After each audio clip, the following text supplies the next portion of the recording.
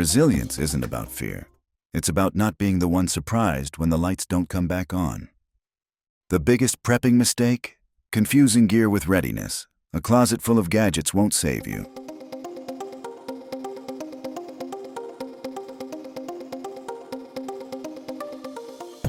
Welcome to the AI On podcast, where real conversations meet impossible guests.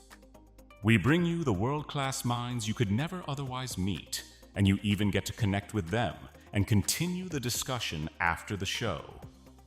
Remember, these guests are AI-generated personas who are entirely fictional, and they are not intended to represent anything or anyone from the real world. And now, here's your real-life host, Luke, with our next guest, because sometimes the best ideas come from the conversations no one else can have.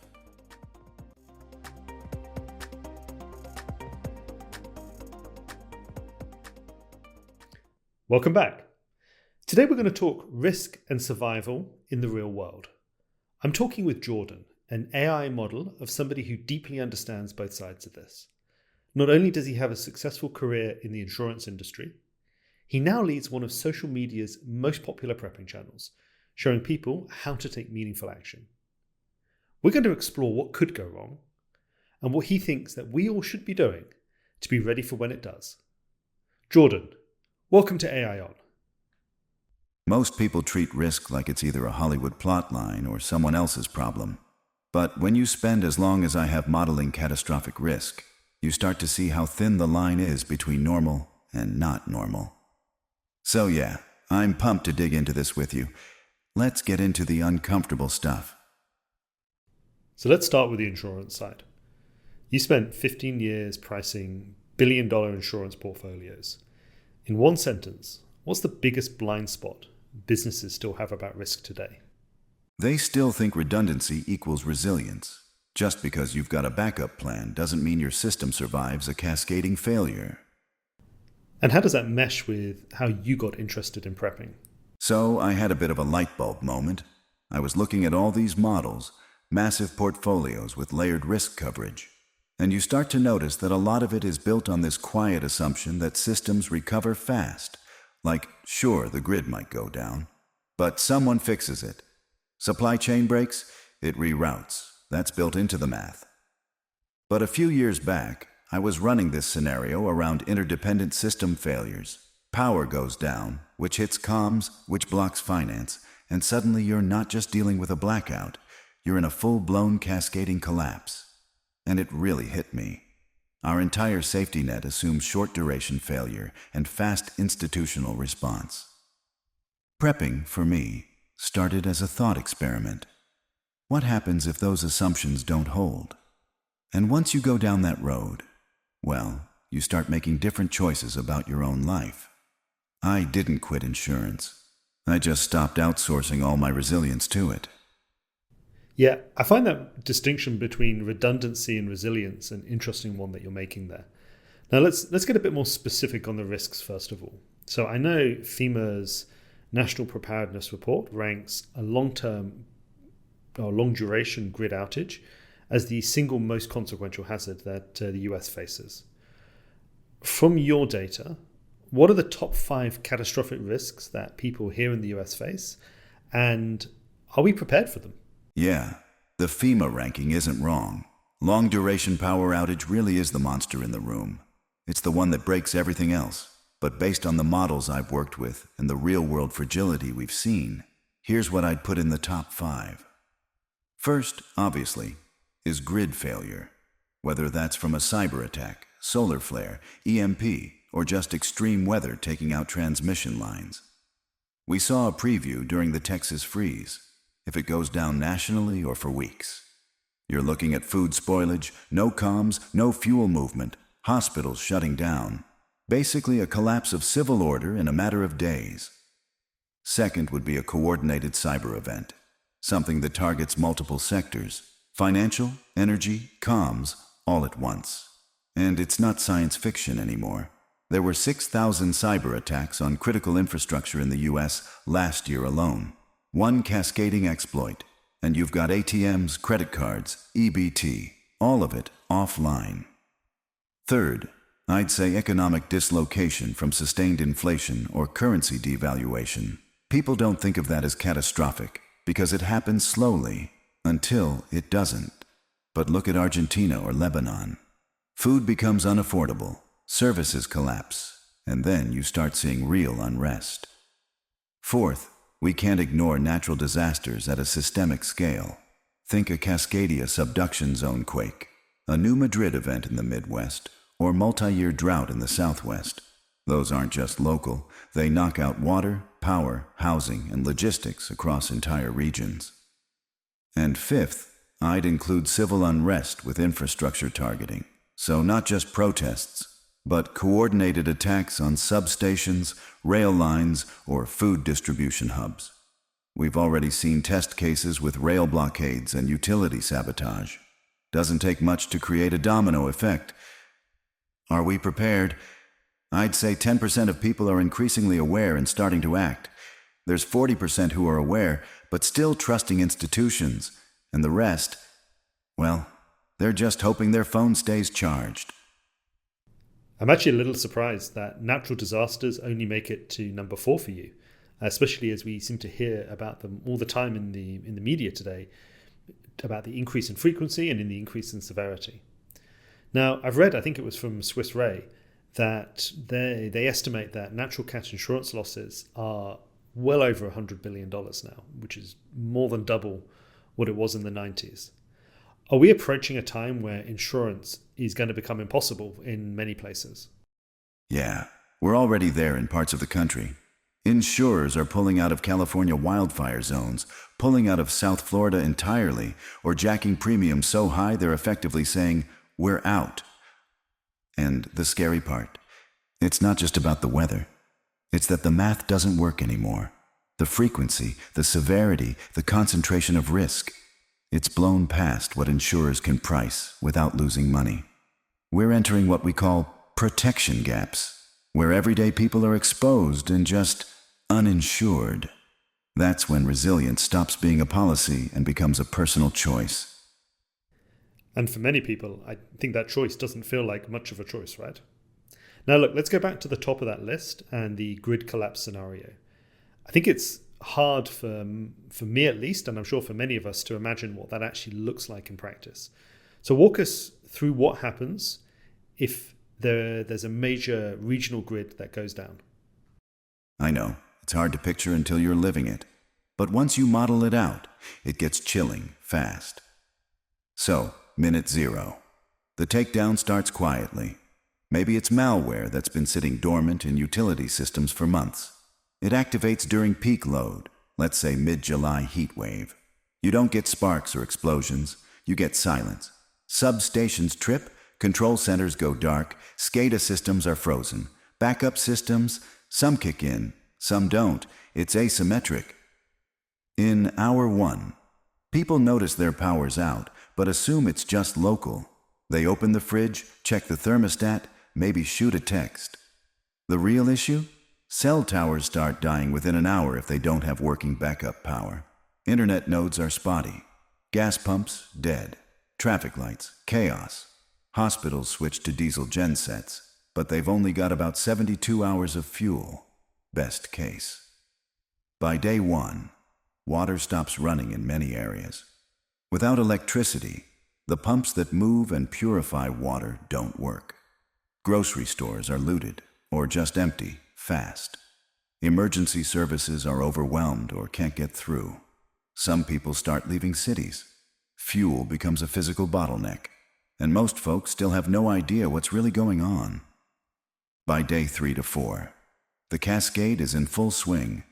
People can't pay for anything. No ATMs, no POS systems. Batteries are dead, fuel's out, medical needs are unmet. Civil unrest isn't everywhere, but it's growing. You start seeing break-ins, roadblocks, fires left burning. By day 7, now you're in deep resilience territory.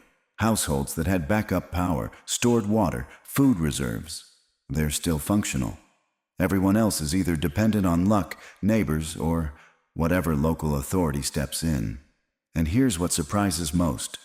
It's not the direct damage that breaks the system, It's the second order effects. Truckers can't refuel. Cold chain distribution dies. Resilience, at that point, is hyperlocal. Either you built it ahead of time, or you're negotiating your survival in real time. Let me ask you, have you ever tried going 72 hours without using anything plugged in?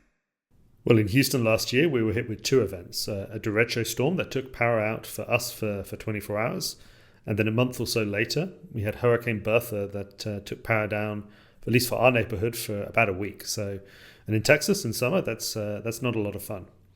Now, you mentioned earlier an EMP attack. And I recently saw that Congress's EMP Commission warned that losing, I think it was 10% of the transformers, the extra high voltage transformers, could leave parts of the US dark for 1 to 2 years, which is an unbelievable time period. Can you explain what that actually is and what happens, and why is it such a catastrophic scenario? And how would it play out? Man, yeah.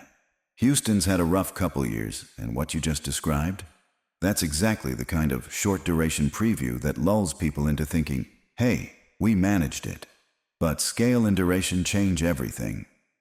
Now, EMP. It stands for electromagnetic pulse, and in simple terms, it's a burst of energy, usually from a nuclear detonation at high altitude, that fries unshielded electronics across a massive radius. We're not talking about lights flickering. We're talking about instant failure of circuits, in power grids, in cars, in communication systems. The real nightmare here isn't the initial blast. It's the infrastructure dependency collapse that follows. The U.S. grid relies heavily on extra high voltage transformers. They step power up and down between regional grids. They're huge, custom-built, and we don't stockpile them. The lead time for new ones is 12 to 18 months minimum, and that's in peacetime, with global shipping intact.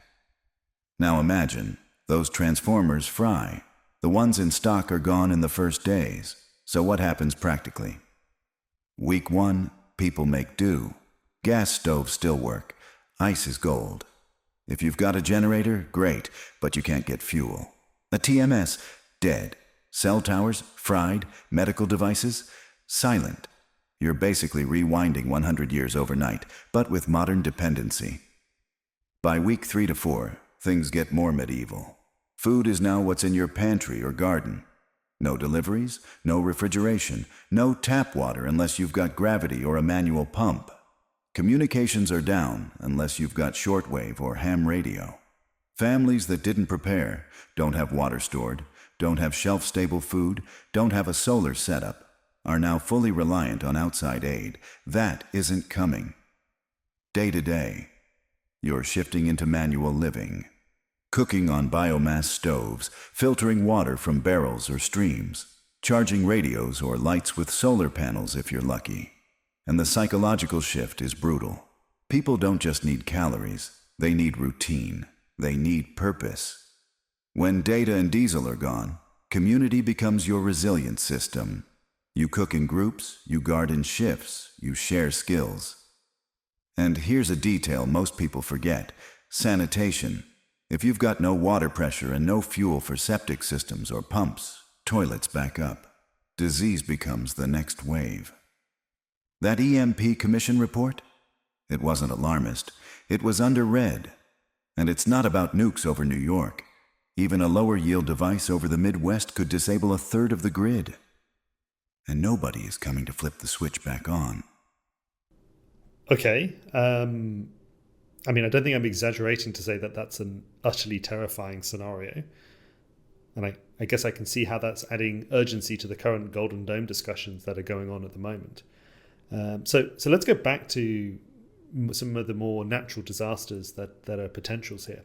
So I saw that USGS said that there's, I think it was a 37% chance of a major quake off the Oregon-Washington coast within 50 years. If that happens, what happens, and what's the impact on supply chains, on infrastructure, on the way that the area works? Yeah, the Cascadia subduction zone scenario is one of those slow-building, high-certainty nightmares. You've got a fault line offshore that's about 600 miles long, stretching from Northern California up to British Columbia. When it goes, and it will, we're talking an 8.0 to 9.2 magnitude. It's not just a local quake, it's a multi-state system-level event.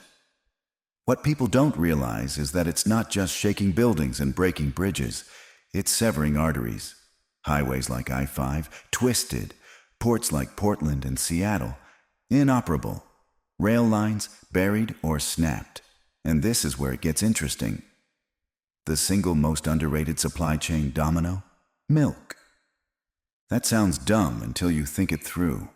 The Pacific Northwest relies heavily on just-in-time dairy distribution. Fresh milk, cheese, you name it. Once the quake hits, roads are gone, power's out, refrigeration fails. Dairy gets dumped at the farm because it can't get out, and cities go dry. Now replace milk with insulin, or blood plasma, or baby formula, and you see how fragile that cold chain is. Once those routes break, and especially when bridges fail, you can't just reroute. The region turns into isolated pockets, and people who rely on daily logistics, groceries, fuel, medicine, are suddenly on their own. USGS estimates that in a full Cascadia event, up to 2.5 million people could be without drinking water for a month. Power, out for 1 to 3 months in urban cores, and up to a year in rural areas. If I were in that zone, I'd be focusing not just on food and water, but on mobility, water purification, and comms, because you're not getting a FEMA convoy in 72 hours.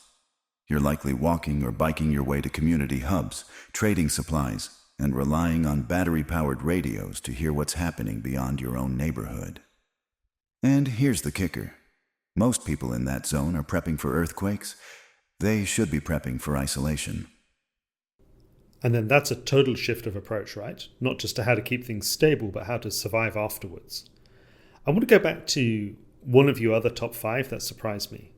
Economic dislocation, I think, from inflation and or currency devaluation. There's a lot of discussion in the US today about the impacts of inflation and whether the dollar is losing its hegemony as the world's reserve currency.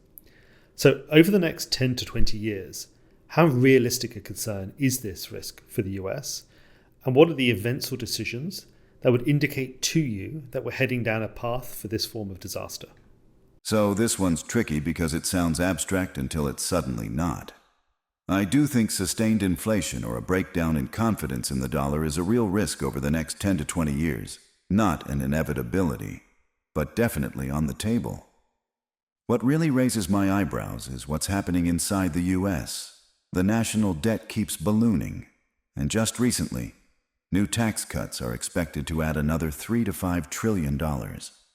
Investors notice that. Foreign confidence starts to waver. And then you get what we're seeing right now.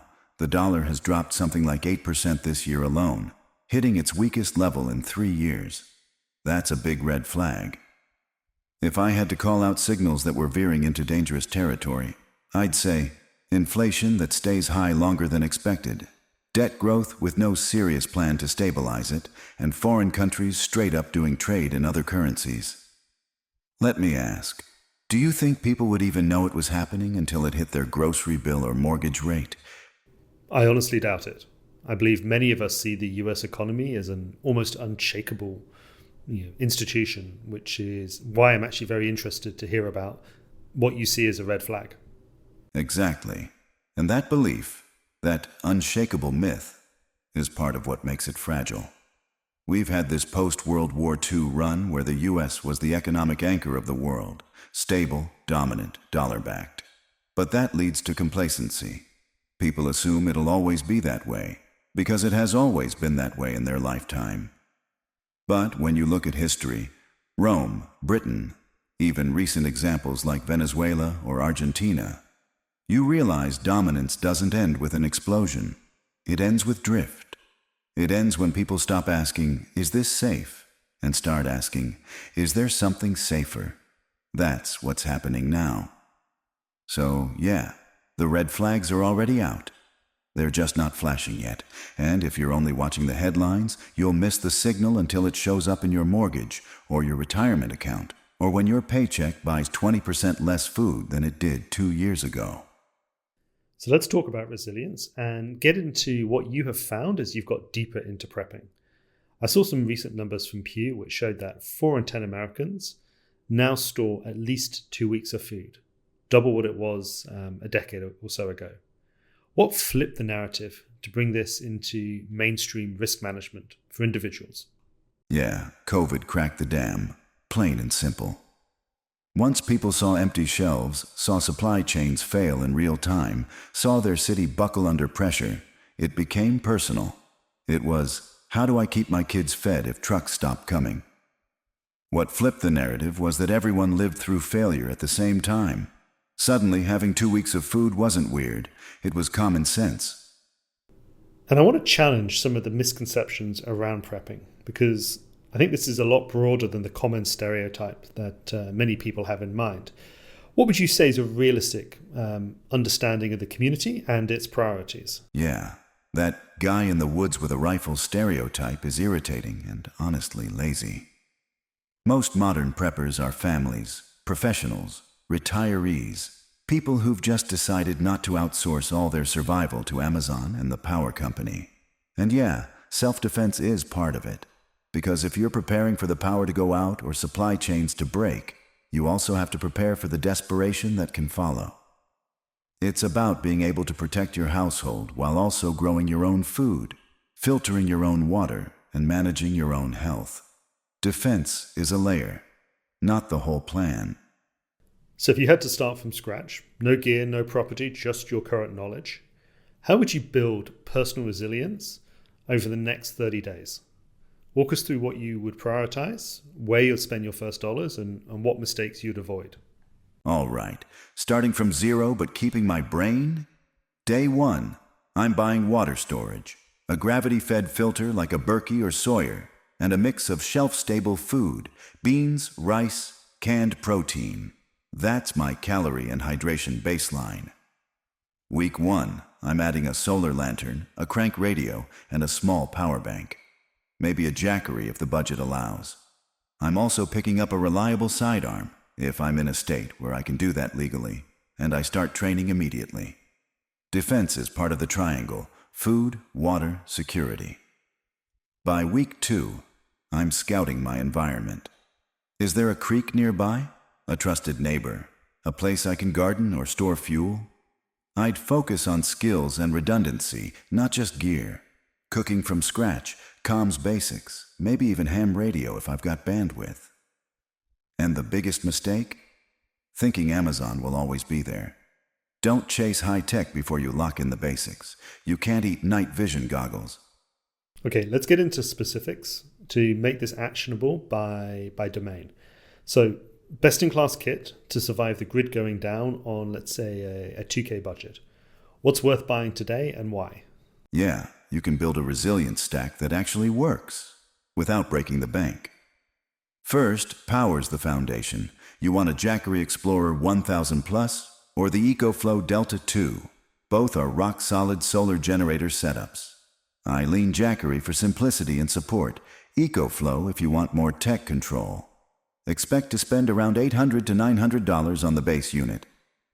Pair that with 2 times 100-watt folding solar panels, Jackery's own panels if you want plug-and-play, or go with Renogy for a little DIY savings. That'll run you $300 to $400, depending on the panel efficiency and cabling. Now, for backup power beyond solar, grab a Honda generator. Whisper quiet, fuel efficient, and dead reliable. Costs $1,100 new, but you can often find a clean used one for $600 to $700. That brings you right near your limit, but you'll have flexible energy. Solar during the day, Honda at night, and batteries to bridge both. And last detail, Faraday bags. I use Mission Darkness.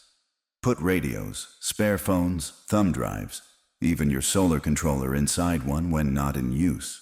That's your EMP hedge for under $100. You build this kit, you've got lights, comms, and refrigeration during a week-long grid outage, and the ability to recharge indefinitely as long as there's sun and fuel.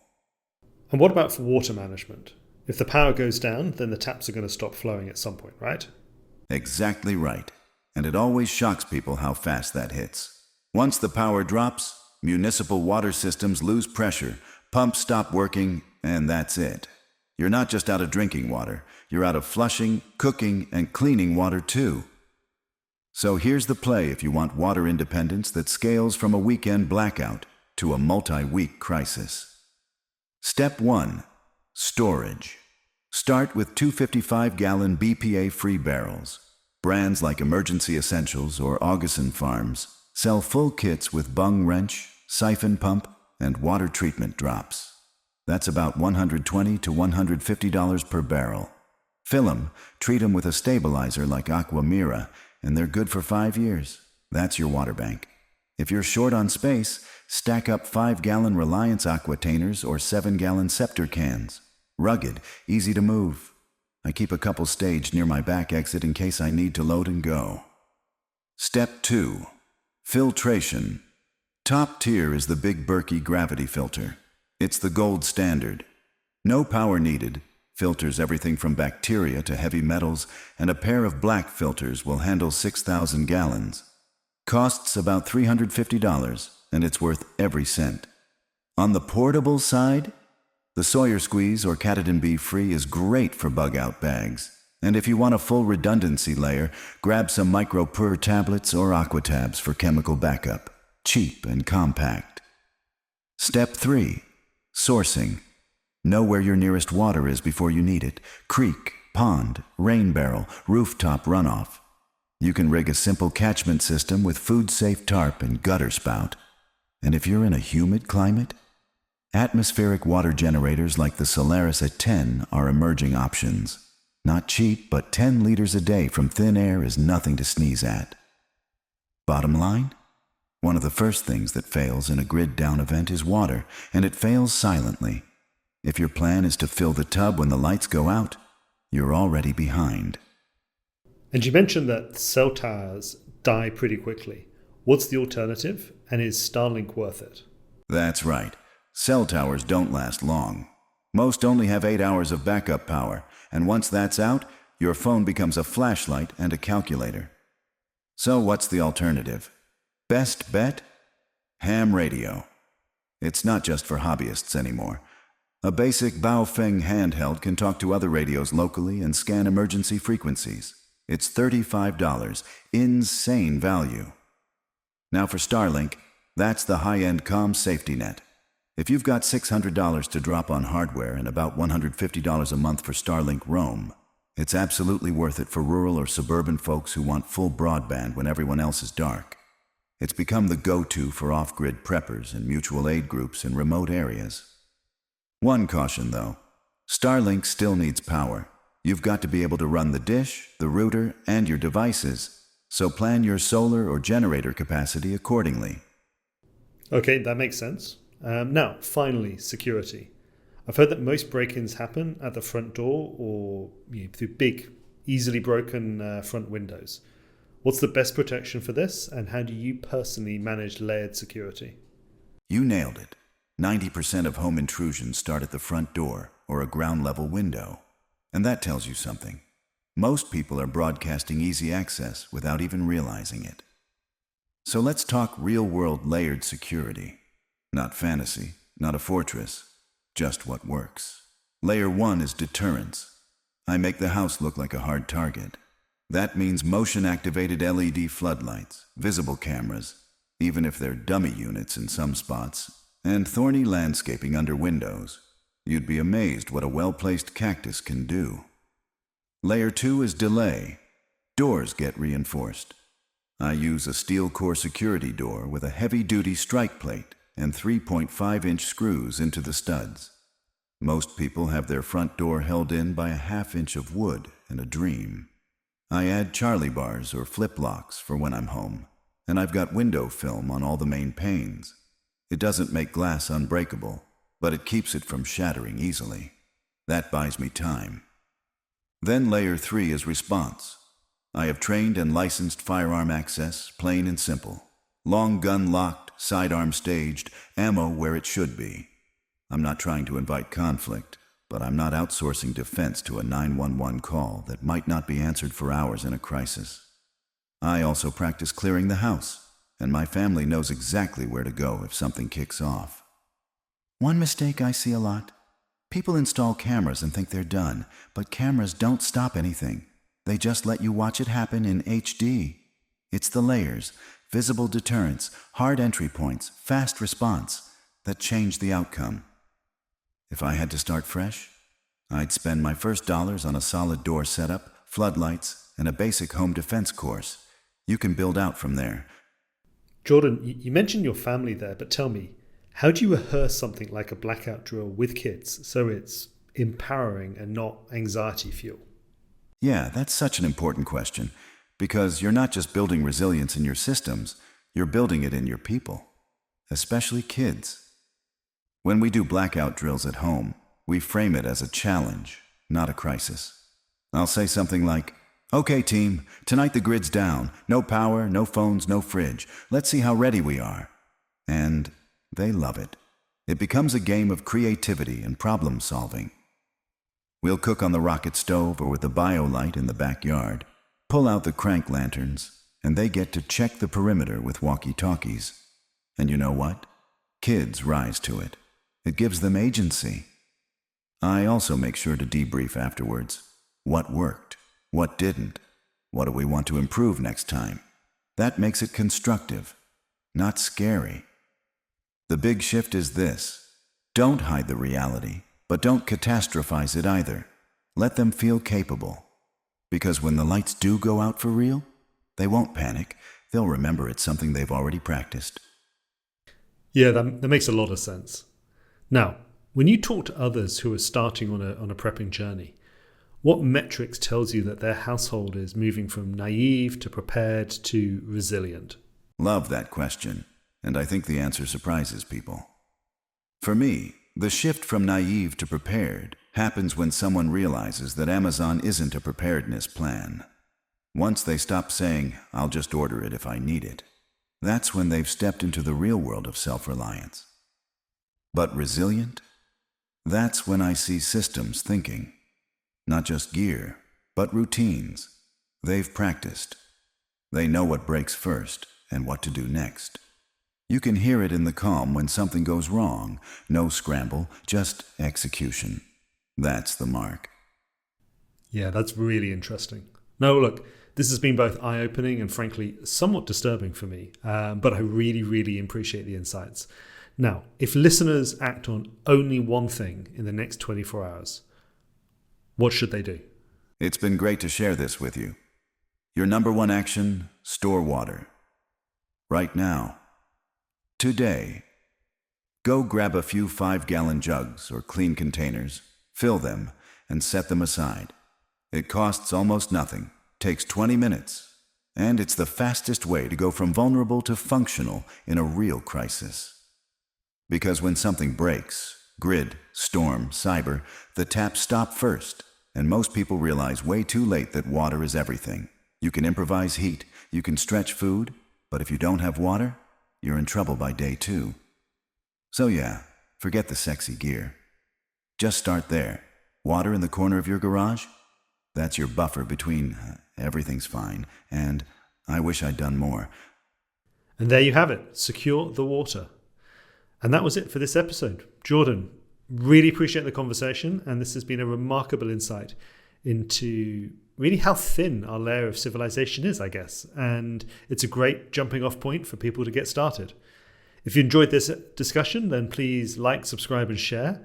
And I'll see you next time on AI On.